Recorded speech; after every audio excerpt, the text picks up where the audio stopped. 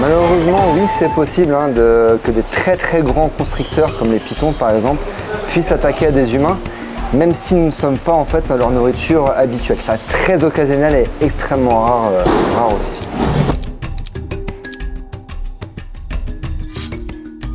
Et ça va leur servir à maintenir leur proie, simplement. Ils ne vont pas pouvoir mâcher.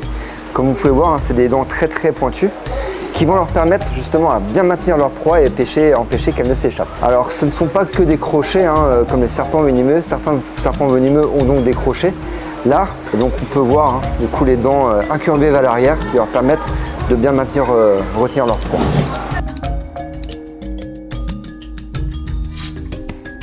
Il faut savoir que chez les serpents, leur mâchoire est très mobile.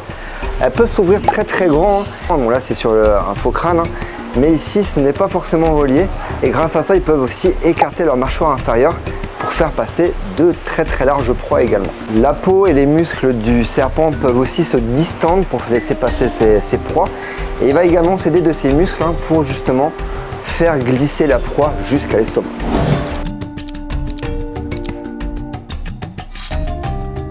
Alors le mieux simplement c'est de ne pas l'approcher, de ne pas le toucher si on a pu le voir à temps, et encore moins le tuer évidemment, sachant que les serpents sont protégés.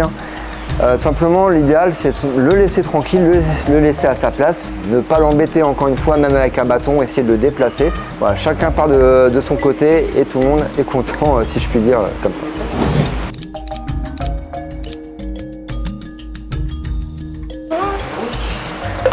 Dans tous les cas, on s'éloigne du serpent, on garde son calme et on prévient les secours. Surtout ne pas utiliser certains produits comme les aspi-venins et choses qui pourraient plus aggraver la situation, pas faire de garrot également. On appelle les secours au plus direct. Envie d'en savoir plus sur les serpents?